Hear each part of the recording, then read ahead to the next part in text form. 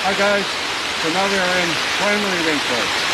This rainforest is not agriculture or agroforestry. This has nothing to do with the cow.